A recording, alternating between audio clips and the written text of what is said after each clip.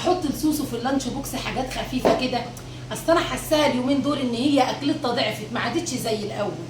فقلت اعمل لها بقى ايه، اي حاجه حرشه كده علشان تاكلها، علشان حتى ترضى تاكل. فعملت لها كرشه يا ولاد. لو تشموا الريحه جميله قوي قوي قوي الكرشه دي، معموله بمزاج بمزاج. نعبي بقى كده ايه ونكتر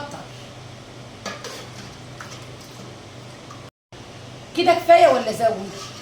ازود بالشوربه بقى والورق اللورا وايه جميله. نسكت على كده؟ ابدا.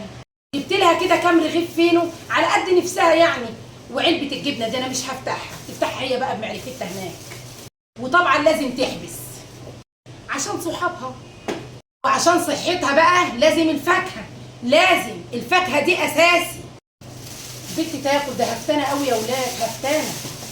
ودول عشان صحابها. نسيت الليمون، ليمونتين كده كفايه. معلقه علشان تشرب الشوربه كده، وسكينه برضه اكيد هتحتاجها. احنا ناسيين حاجه يا ولاد، نسينا الرز. الرز نحط لها بقى، انا مش هكتر رز. بصوا هم دول بس كده، هم كده كده اصلا باقيين من اكلنا اهو. وانا بقى موسعه لها كده، جايبه لها طبق كبير كده. ليه؟ علشان بقى ايه، تنزل بالكرشه على الرز وبالمعلقه ايه وتدي خير. هم عيالكم غاليين عليكم، وانا بنتي لاقياها. لا يا حبيبتي، هتعلوا هعلي.